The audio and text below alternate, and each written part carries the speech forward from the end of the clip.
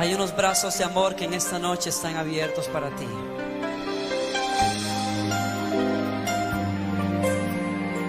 Son los brazos del dulce amor del Señor.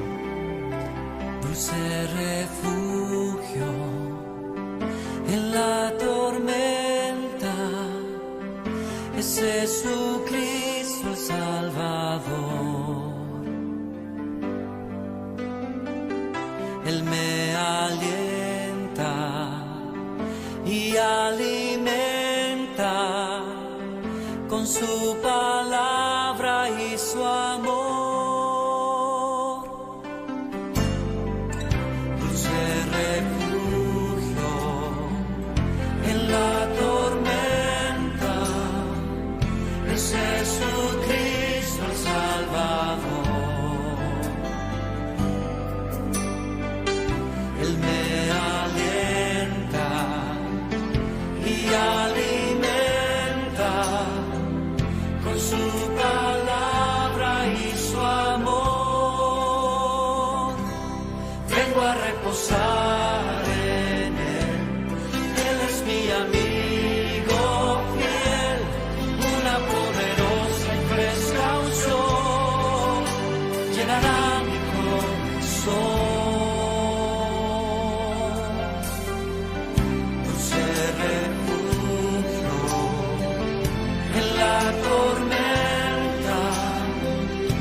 Jesucristo el Salvador.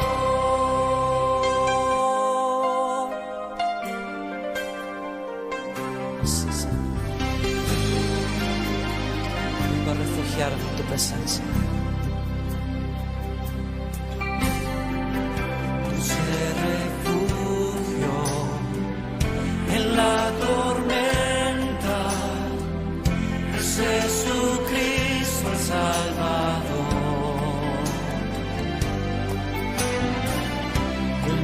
Alienta y alimenta con su palabra y su amor. Vengo a reposar en Él. Él es mi amigo fiel, una poderosa y fresca unción llenará mi corazón.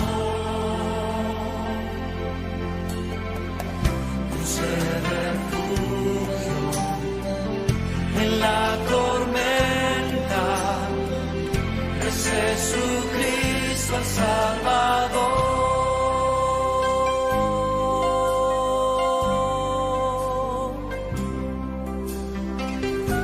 El que habita bajo las alas del Omnipotente no temerá mal alguno.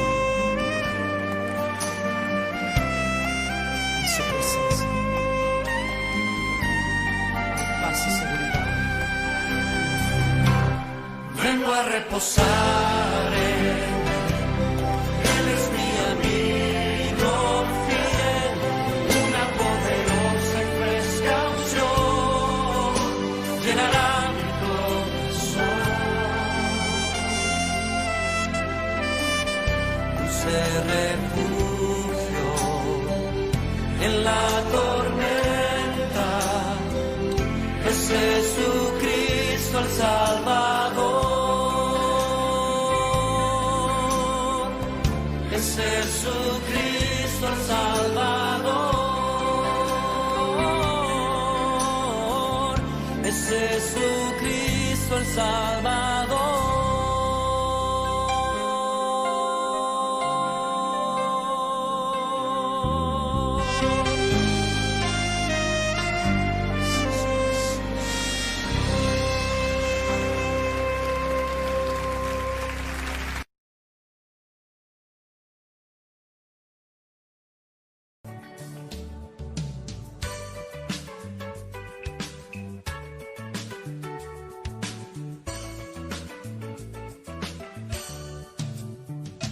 Cuán gloriosa será la mañana cuando venga Jesús el Salvador.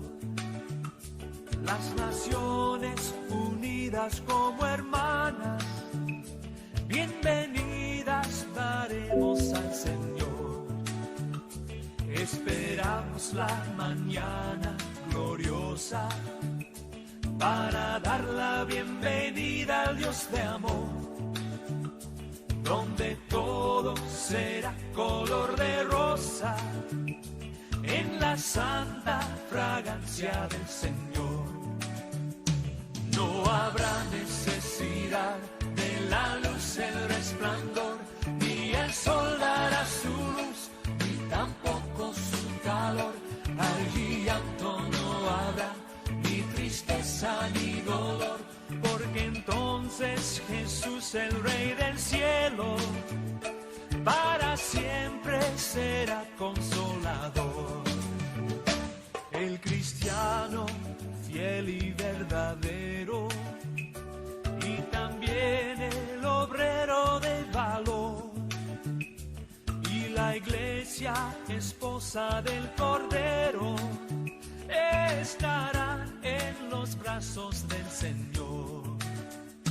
No habrá necesidad de la luz, el resplandor, ni el sol dará su luz, ni tampoco su calor. Allí llanto no habrá, ni tristeza ni dolor, porque entonces Jesús, el Rey del cielo, para siempre será consolador. No habrá necesidad de la luz, el resplandor, ni el sol dará su luz, ni tampoco su calor. Allí llanto no habrá, ni tristeza ni dolor, porque entonces Jesús, el Rey del cielo, para siempre será consolador.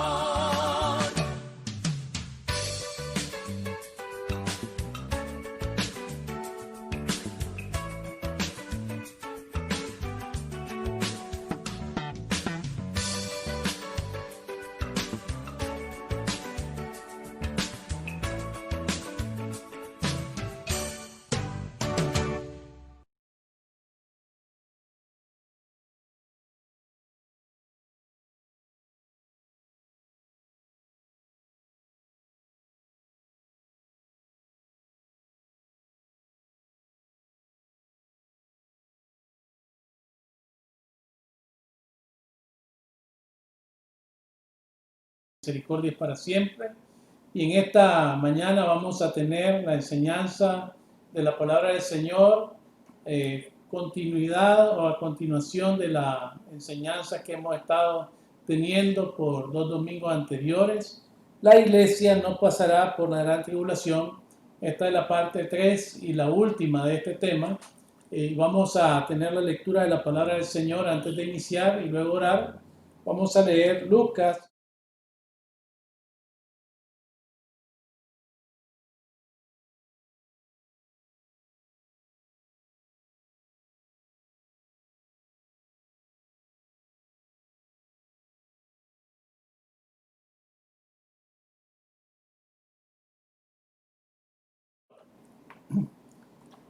preguntando por los fariseos cuándo había de venir el reino de Dios. Le respondió y dijo: el reino de Dios no vendrá con advertencia, ni dirán, helo aquí o helo allá, porque he aquí el reino de Dios está entre vosotros. Dios bendiga su palabra. Vamos a orar. Le pido que incline su rostro, que ore al Señor ahí donde está. Padre, te damos gracias, oh Señor, porque nos das la oportunidad de un día más de vida, porque nos das la oportunidad de poder tener, Señor, un tiempo para escudriñar tu palabra, para, Señor, poder entender lo que tú quieres para cada uno de nosotros a través de tu palabra, poder, Señor, estudiar estos temas que tienen que ver con nuestra fe, que tienen que ver con nuestra esperanza, que tienen que ver, Señor, con lo que nosotros creemos. Te rogamos, Padre, que perdones nuestros pecados. Ciertamente, Señor, límpianos de toda maldad, límpianos de todo mal, límpianos de todo lo que, oh Señor, está en nuestras vidas que está, Señor, interfiriendo en nuestra relación contigo. Y te pedimos, Señor, que nos hables a través de tu palabra.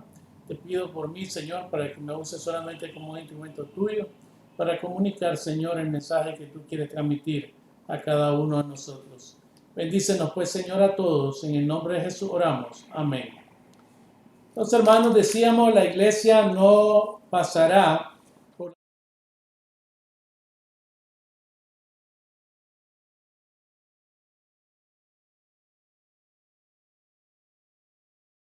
la realidad del arrebatamiento de la iglesia. Los argumentos bíblicos son contundentes y evidentes. Siempre Dios, por medio de su Espíritu, amonesta a la iglesia y a los creyentes a prepararse para ser llevados al cielo antes de la ira venidera. Hasta ahora hemos estudiado que hay tres criterios o posturas doctrinales, posturas teológicas en cuanto acerca del tema del arrebatamiento de la iglesia. Solamente las mencionamos. Estas posturas son los pretribulacionistas, los que creen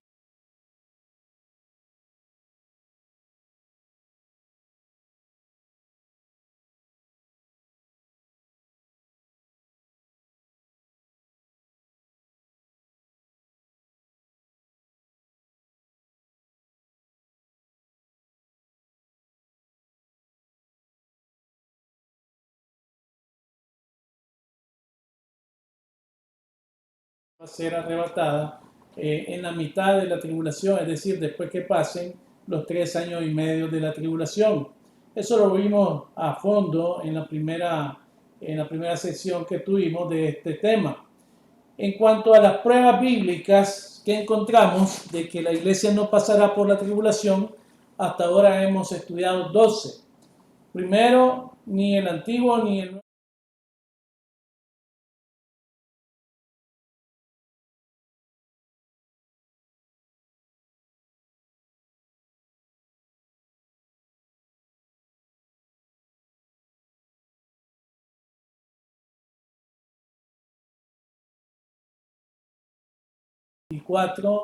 y Daniel 9:27.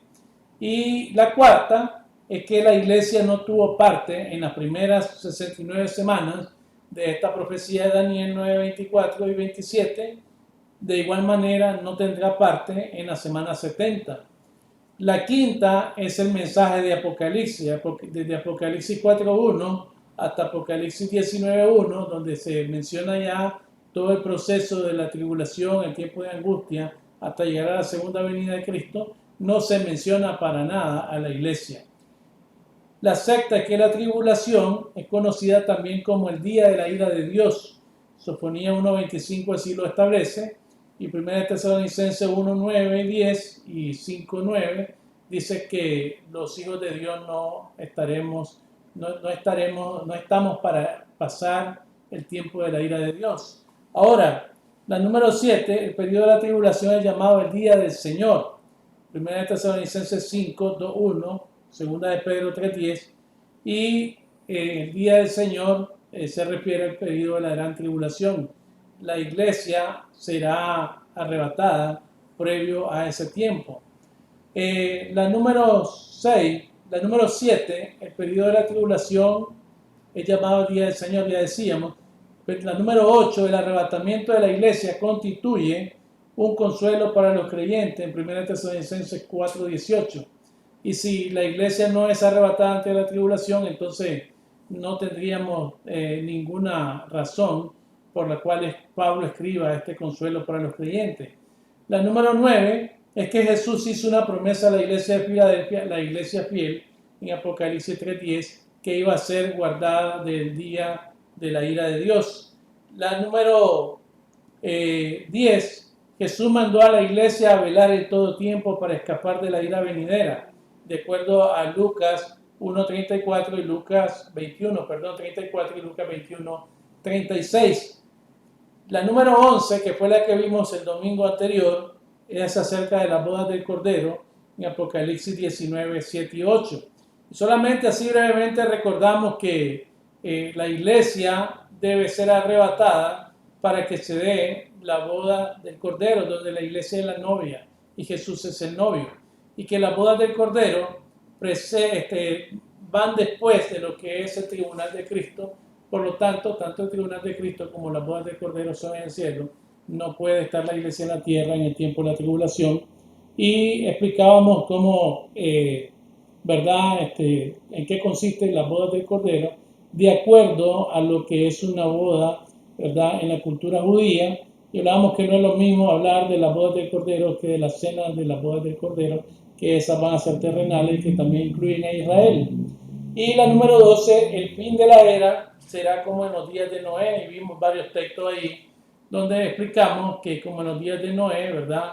La gente estaba viviendo su vida, Noé estaba predicando, Noé estaba construyendo el arca y la gente no creía que se iba a acercar el diluvio, pero antes de que se diera el diluvio, Noé y su familia y también los animales que él metió en el arca, ¿verdad? Por la orden de Dios, fueron sacados antes de que se diera, digamos, el diluvio y ellos fueron salvos. Entonces, de la misma manera será con la iglesia será quitada de la tierra antes de que se dé la tribulación, antes de que se dé el tiempo de angustia, porque así el Señor lo ha prometido. Vamos ahora a continuar estudiando, vamos a ver 3 pruebas más. Al inicio yo dije que había encontrado 36, pero estoy reduciéndola a 15, las más relevantes. Yo considero que son las más contundentes para que usted y yo tengamos, esa seguridad y esos argumentos bíblicos de que la iglesia no pasará por la gran tribulación.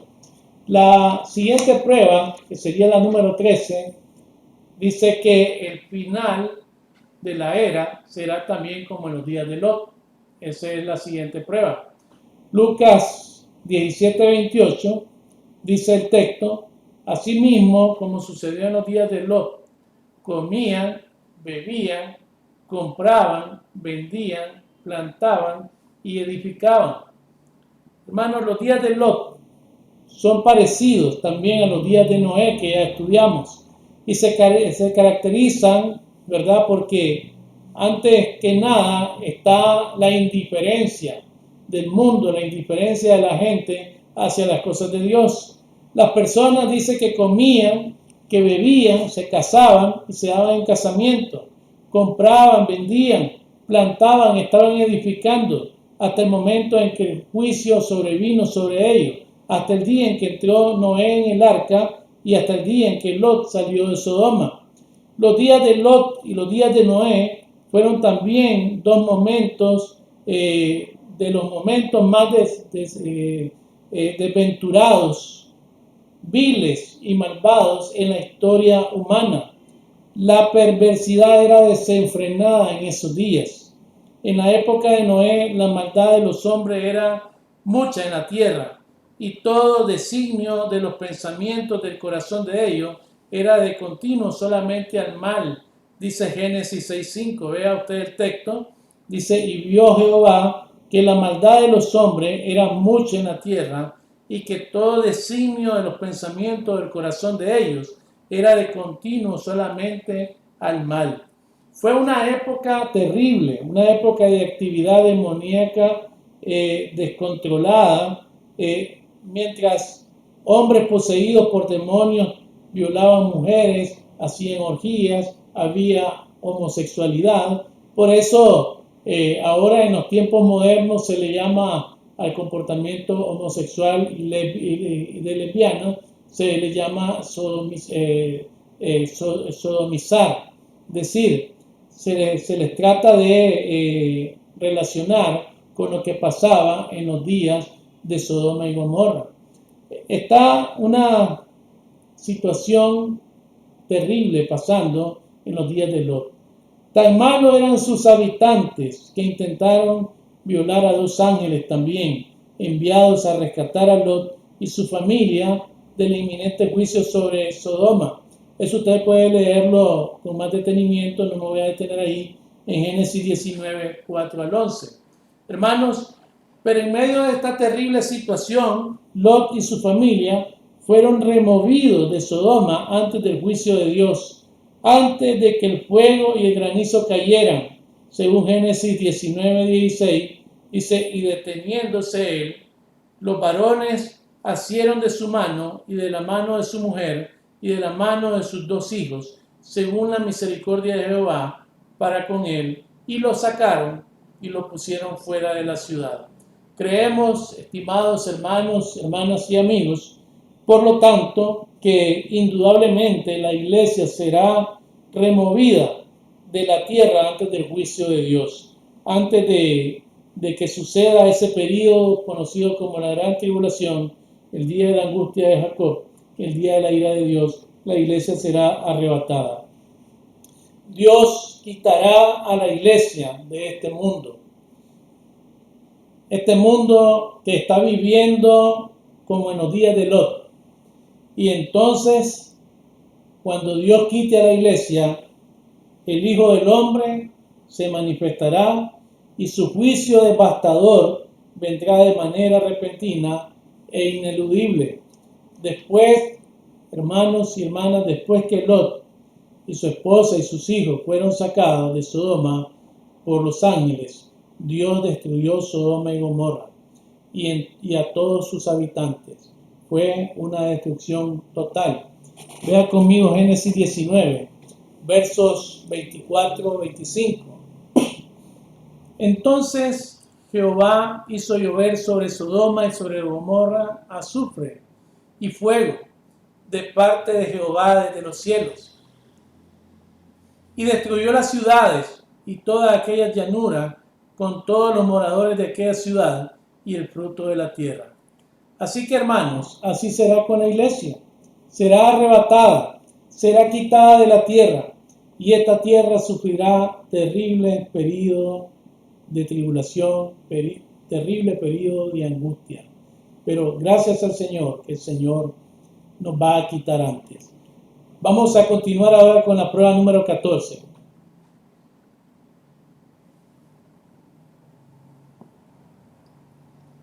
Ya dijimos, será como en los días de Noé, será como en los días de Lot. Ahora fíjese bien. Será la iglesia quitada antes de que se manifieste el inicuo. Esa es la prueba número 14 de que la iglesia no va a pasar por la tribulación. Será quitada antes de que se manifieste el inicuo. Segunda carta a los Tesalonicenses, capítulo 2, versos 7 y 8. Allí encontramos al apóstol Pablo escribiendo a la iglesia en Tesalónica, que pensaban que ya el Señor había venido.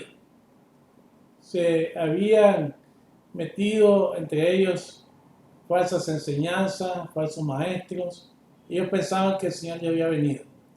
Y miren lo que el apóstol Pablo le dice a ellos. Y bueno, casi todo el capítulo 2 habla de eso. Y casi todas las 2 cartas de Pablo a Tesalónica tienen que ver o tienen entre los temas que ellas abordan la venida del Señor. Pero veamos versículos 7 y 8. Porque ya está en acción el ministerio de la iniquidad. Solo que hay quienes al presente lo detienen, hasta que él a su vez sea quitado de en medio. Y entonces se manifestará aquel inicuo, a quien el Señor matará con el espíritu de su boca, y destruirá con el resplandor de su venida. Hermanos, aquí hay una discusión teológica acerca del verso 7. Porque ya está en acción el misterio de la iniquidad, solo que hay quien al presente lo detiene, hasta que él a su vez sea quitado de en medio. ¿Quién detiene el misterio de la iniquidad? ¿Quién está reteniéndolo?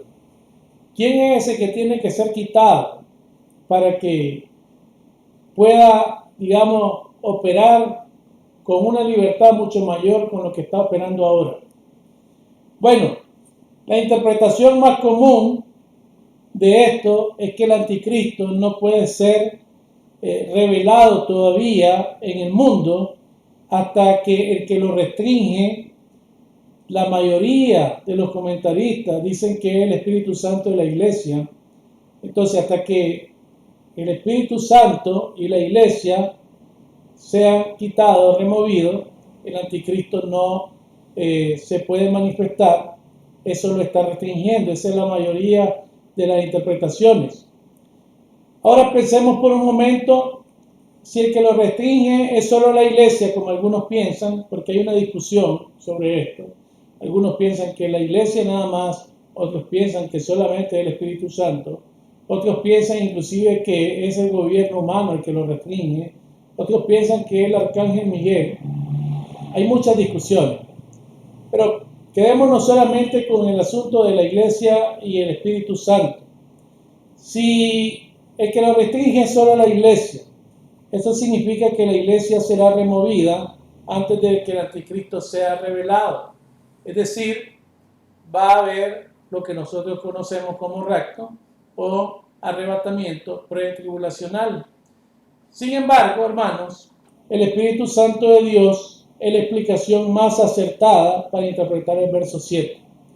Vean nuevamente, porque ya está en acción el misterio de la iniquidad, solo que hay quien al presente lo detiene, hasta que él a su vez sea quitado de en medio. Mire que dice hasta que él a su vez sea quitado de en medio. Es el Espíritu Santo el que lo detiene. Ahora, si la iglesia no es quien lo detiene, ¿cómo entonces podemos saber nosotros que la iglesia será arrebatada antes? Hermanos, es clave para responder a esta pregunta saber que no es la iglesia, porque la iglesia ni siquiera, oiga bien, ni siquiera la iglesia ha sido capaz de controlar alguna vez el mal que está en el mundo, el mal humano. La iglesia está en la tierra, pero el mal sigue estando aquí también y la iniquidad sigue creciendo. Puede que haya ayudado a la iglesia en algún grado en la vida de los que somos miembros de la iglesia, los que somos parte del cuerpo de Cristo, porque hemos venido al Señor y hemos cambiado nuestra vida. Como dice Pablo, de modo que si alguno está en Cristo, nueva criatura es. Entonces hay un cambio de vida.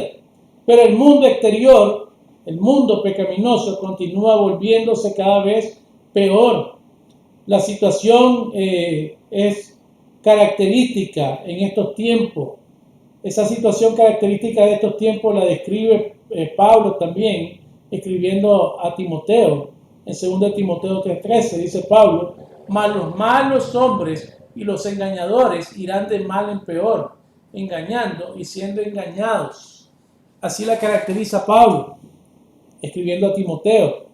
Es claro para nosotros que no hay ningún poder humano o angelical que pueda detener el propósito de Satanás para su anticristo.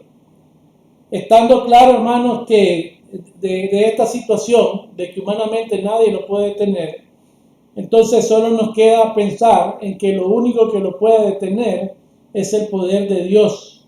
Solo Dios puede contenerlo. Y Dios lo detiene, hermanos, a fin de que a su debido tiempo se pueda manifestar también.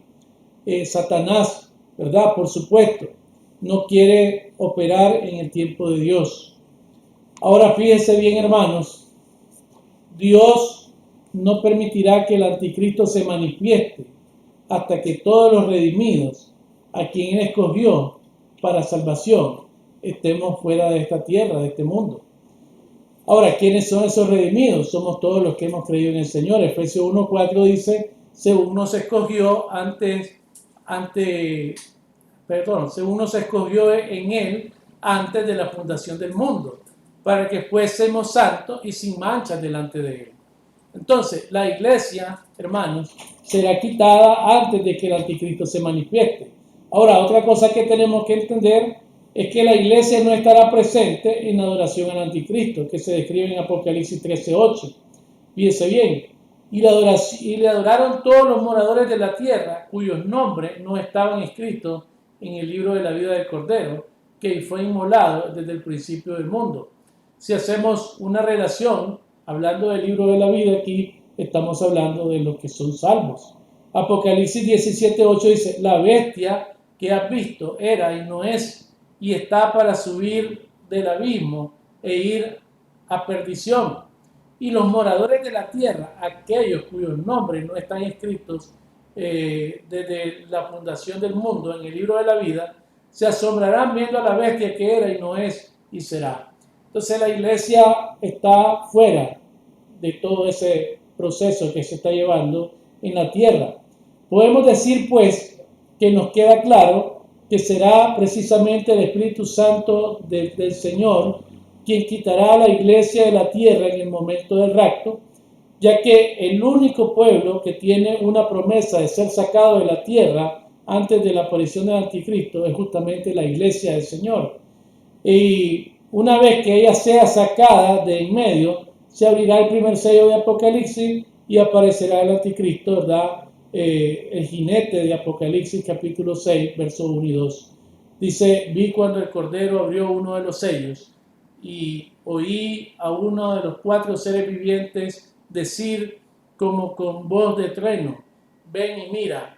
Y miré y aquí un caballo blanco y el que lo montaba tenía un arco y fue dado una corona y salió venciendo y para vencer. Algunos interpretan que es el Señor Jesucristo, pero aquí está hablando del anticristo y está hablando del periodo de falsa paz y falsa seguridad que viene en ese momento a la tierra y principalmente para el pueblo de Israel, porque Él va a hacer pacto con ellos. Ahora, hermanos, es bueno entender también, ¿verdad?, lo que enseña el verso 8 sobre esto. Dice el verso 8, y entonces se manifestará aquel inicuo, a quien el Señor matará con el espíritu de su boca y destruirá con el resplandor de su venida. Aunque el anticristo pueda ser detenido, el mal no se detendrá. De hecho, ya dice Pablo, el mal tiene acción en este tiempo. El misterio de la iniquidad tiene acción en este tiempo. Esta expresión describe que algo que se ha mantenido oculto desde tiempos eternos será manifiesto. Y Romanos 16, 25, Pablo escribiendo a la iglesia de Roma dice, y aquel que puede confirmarnos según mi evangelio y la predicación de Jesucristo, según la revelación del misterio que se ha manifestado oculto desde tiempos eternos. Y mis hermanos, no puede conocerse a menos de que Dios lo revele. Entonces no será manifiesto hasta que Dios decida que se manifieste. Debemos recordar que el carácter verdadero de la iniquidad ya está en obra a través del pecado. Está manifiesto en este tiempo, pero su manifestación completa se dará cuando el anticristo se manifieste, y eso ocurrirá cuando Dios lo permita. Juan 3:4 nos habla acerca de esta iniquidad que estamos viviendo en estos tiempos. Todo aquel, dice, que comete pecado, infringe también la ley, pues el pecado es infracción de la ley. La mayoría de las personas en esta tierra, en este mundo, están cometiendo pecado, están viviendo en pecado, están violentando la ley de Dios, y entiéndase usted por la ley de Dios los mandamientos que Dios dejó, ¿verdad?, o dio a Moisés en la tabla. Aquellos mandamientos que Jesús los redujo o los resumió en 2. Amarás al Señor tu Dios con toda tu mente, con todo tu corazón y con toda tu alma, y a tu prójimo como a ti mismo. Entonces, la gente está incumpliendo completamente eso. El ministerio de la iniquidad está presente en la tierra en este tiempo. El pecado está sobrellevando a todas las personas de este mundo. E inclusive muchos creyentes están viviendo en pecados en este tiempo. Y también, hermanos, tenemos que entender que, como dice Pablo, ahora también han surgido muchos anticristos. Miren lo que dice Juan, primera de Juan, capítulo 2, verso 18.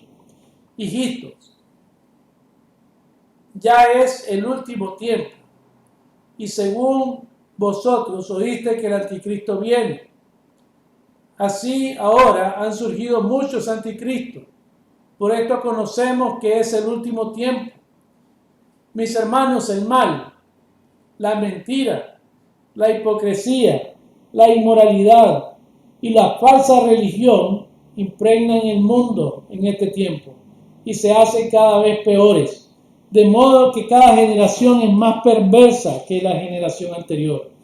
Por eso también vemos que ahora se han levantado falsos maestros, falsos profetas, se han levantado gente que está enseñando doctrinas erradas, gente que está enseñando un Cristo que no es el Cristo de la Biblia, gente que está enseñando una salvación que no es la salvación bíblica.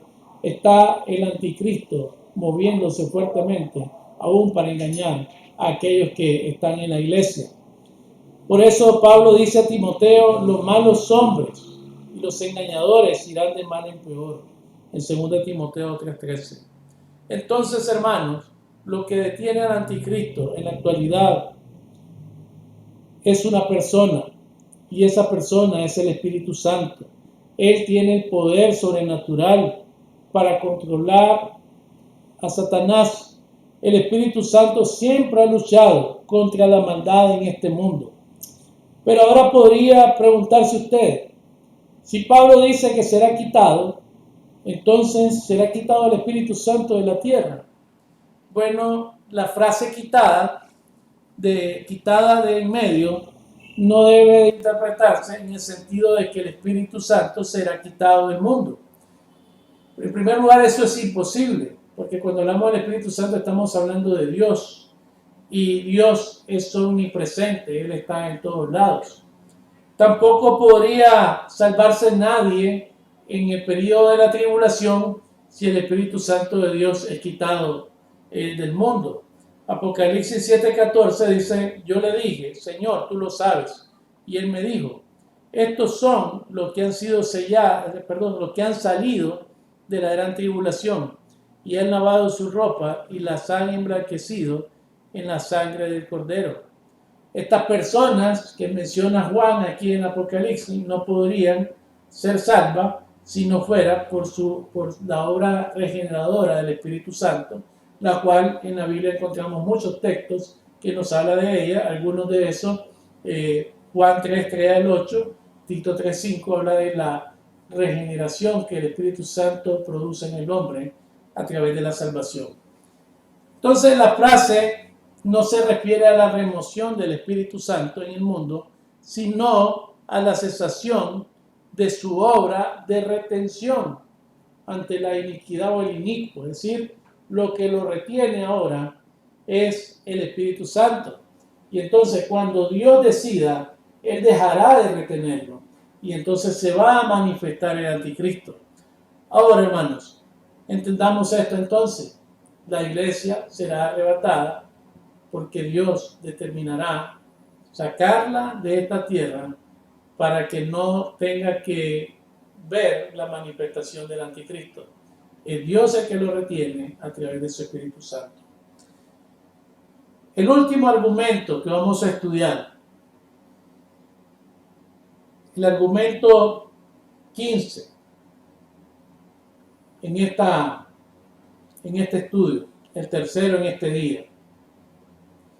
La enseñanza de Isaías 26, versículos 19 al 21.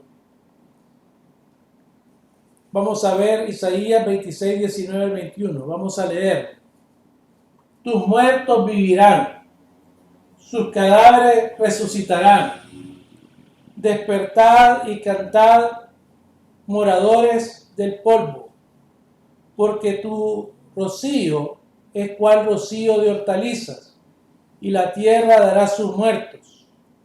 Anda pueblo mío, entra en tus aposentos, cierra tras ti tus puertas, escóndete un poquito por un momento, en tanto que pasa la indignación, porque he aquí que Jehová sale de su lugar para castigar al morador de la tierra por su maldad contra él. Y la tierra descubrirá la sangre derramada sobre ella y no encubrirá ya más a sus muertos. Tremenda profecía, hermanos. Quiero que observe 3 aspectos que trae esta profecía y que nosotros podemos considerarla también para estar claro de que la iglesia no va a pasar por la tribulación. Primeramente, Isaías nos dice que los muertos van a resucitar. Lo primero que va a pasar es que los muertos van a resucitar. Esto es para nosotros una alusión al arrebatamiento de la iglesia o al rapto de la iglesia. Isaías dice, Isaías 26, 19, tus muertos vivirán, sus cadáveres resucitarán. Despertad y cantad, moradores del polvo, porque tu rocío es cual el rocío de hortalizas, y la tierra dará sus muertos. Primero que nada, los muertos van a resucitar.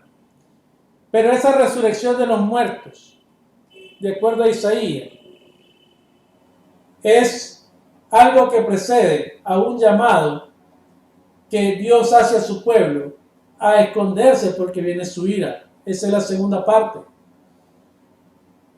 El pueblo de Dios es llamado a entrar a sus aposentos por un tiempo corto, hasta que la indignación, que es un nombre dado al periodo de la tribulación, haya pasado. Vea el verso 20 conmigo. Anda, pueblo mío, entra en tus aposentos, cierra tras ti tus puertas, escóndete un poquito por un momento, en tanto que pasa la indignación. Entonces, hermano, usted ve, primero se da la resurrección de los muertos, y luego Isaías le dice al pueblo que se esconda por un poco de tiempo, hasta que pase la indignación de Dios. Y la indignación de Dios es un sinónimo del periodo de la tribulación. Y la tercera cosa, Dios levantará a los muertos y convocará a su pueblo, porque pretende castigar a los habitantes de la tierra, enviando el periodo de la tribulación. Vea el versículo 21. Porque he aquí que Jehová sale de su lugar para castigar al morador de la tierra por su maldad contra él. Y la tierra descubrirá la sangre derramada sobre ella, y no encubrirá ya más a sus muertos. Entonces, mire sencillamente la explicación que nos da Isaías. Primero, los muertos resucitan. Eso es una señal de rapto. Luego Dios manda a esconderse a su pueblo Israel por un tiempo, porque viene el periodo de la tribulación. Y luego hace una descripción de lo que va a pasar en la tribulación. Jehová sale de su lugar para castigar al morador de la tierra por su maldad contra él. Hermanos y hermanas, en general Isaías describe que el remanente futuro se esconderá en tiempo de aflicción. La indignación de Dios en la tribulación, sabiendo que vendrá la liberación del Señor al final, y Él pondrá todas las cosas en su lugar, al castigar al pueblo por su maldad.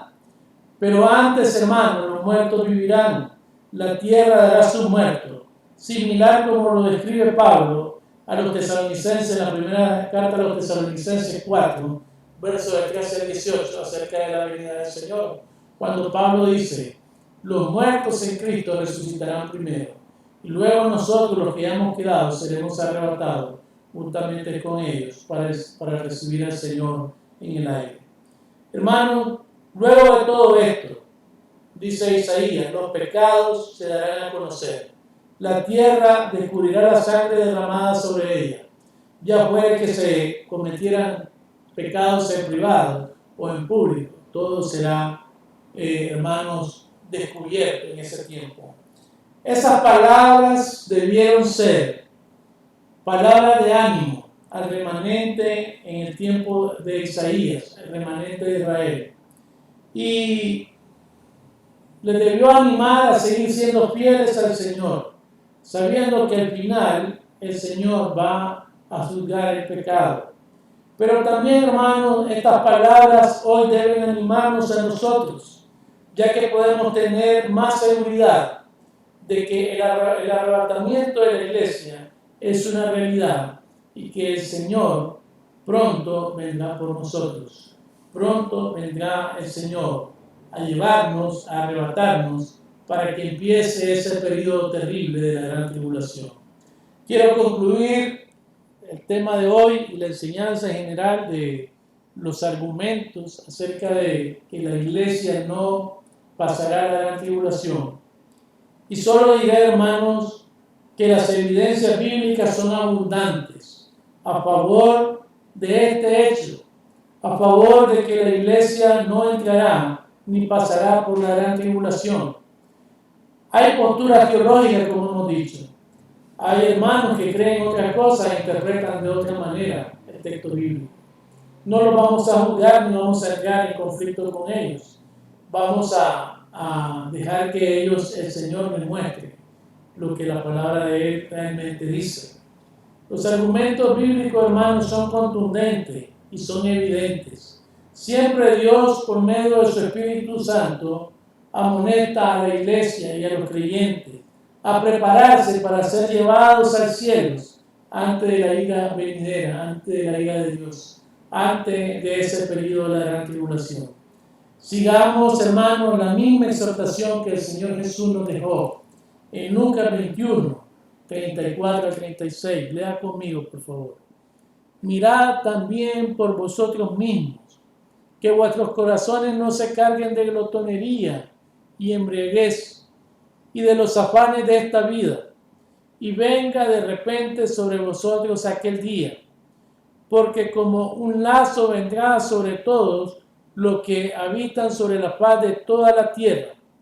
Velad pues en todo tiempo, orando que seáis tenidos por dignos de escapar de todas estas cosas que vendrán y de estar en pie delante del Hijo del Hombre. Hermanos, esta es una tremenda invitación y este es un tremendo llamado del Señor. Primero el Señor dice, miren por ustedes mismos. A veces estamos más preocupados por si la otra persona se va a salvar o no se va a salvar.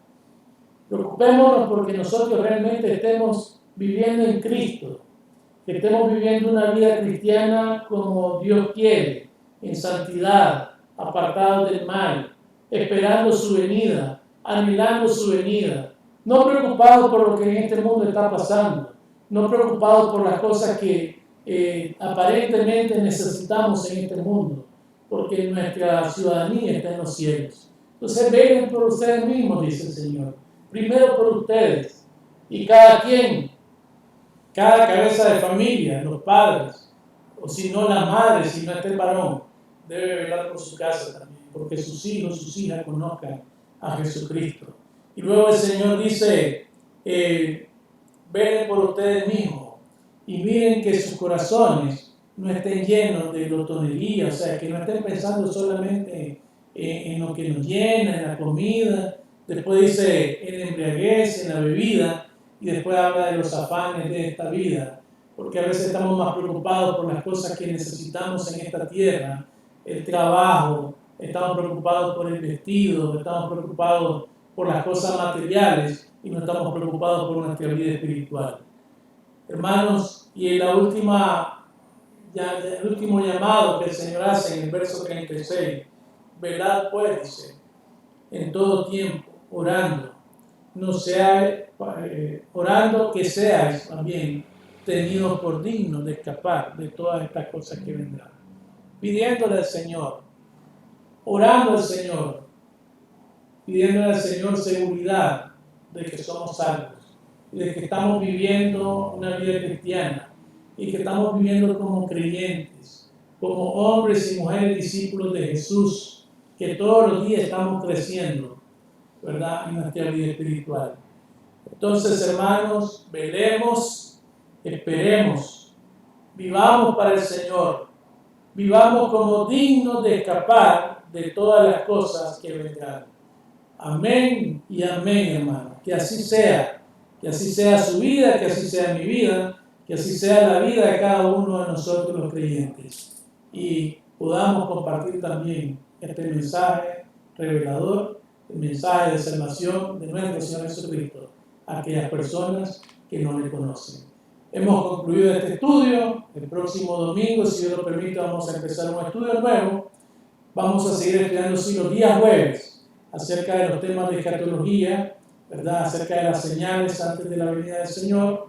Y luego vamos a entrar a estudiar lo que concierne a todo el periodo de la tribulación y la segunda venida corporal del Señor. Yo le animo en el Señor que usted siga estudiando, Yo soy un estudiante, usted me acompaña como estudiante y todos estamos aprendiendo más de lo que la Biblia nos enseña acerca de la venida del Señor y cómo debemos vivir y prepararnos para ese momento. Gracias, hermanos y hermanas, por estar conectados, por estar escuchando, por estar aprendiendo conmigo más y más de la palabra del Señor. Dios me lo bendiga, Dios me lo bendiga a todos, Dios bendiga a su familia y vamos a orar al Señor para que bendiga su palabra. Gracias te damos, Señor, por este tiempo en el cual, Señor, vemos y estudiamos en tu palabra más argumentos que podemos, Señor, tener con seguridad de que antes de que se dé ese periodo terrible de tribulación sobre la tierra, tú vengas por nosotros, Señor, tu iglesia.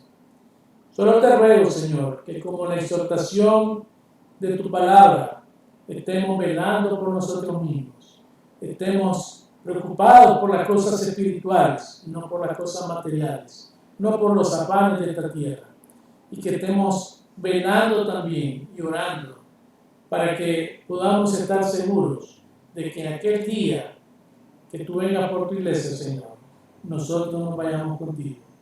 Te ruego, Señor, por aquellos que no han creído todavía. Si pueden, Señor, ver este mensaje, que entiendan, Señor, que necesitan a Jesucristo como su Señor y Salvador, y cambiar su vida, entregarle su vida a Él, y dejar que Él la cambie a través de su Espíritu Santo, para que puedan estar preparados para el día en que tú vengas por la iglesia también, y se unan a la iglesia gloriosa que va a ser arrebatada por tu Hijo Jesucristo. Gracias, Señor, por todo. En el nombre poderoso de Jesús oramos. Amén y amén. Que Dios les bendiga, hermanos y hermanas. Nos veremos en el próximo estudio que tendremos el domingo siguiente.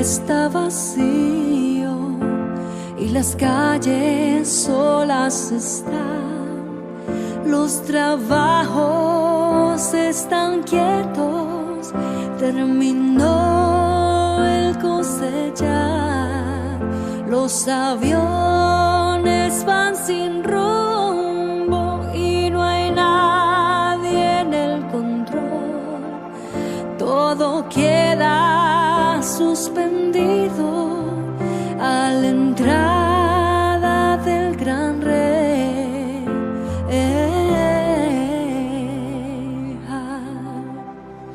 El rey ya viene, oh, el rey ya viene, ya se escuchan las trompetas y su rostro veo.